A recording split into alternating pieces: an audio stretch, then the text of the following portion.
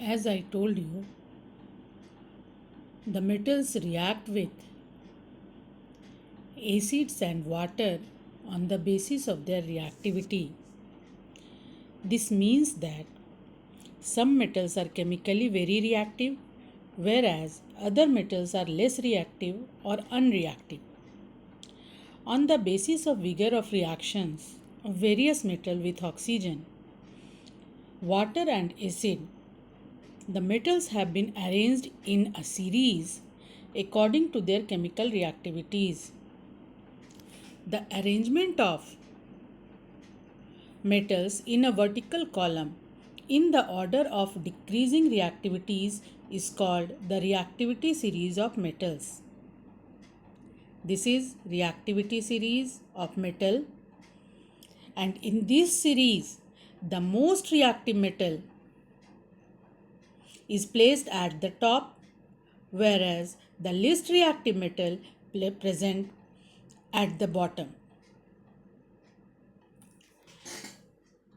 For example, potassium is at the top of this series and the gold is the least reactive metal which is placed at the bottom of this series. As we come down in this reactivity series, the chemical reactivity of metals decreases gradually. For example, sodium is less reactive than potassium, calcium is less reactive than sodium, magnesium is less reactive than calcium, and so on. And at last, the gold is least reactive,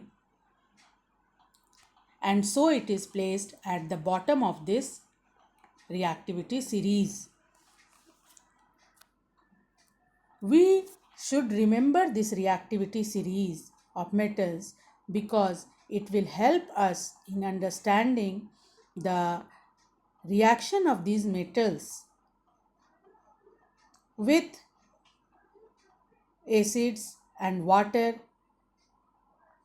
So we must know it or we must remember it.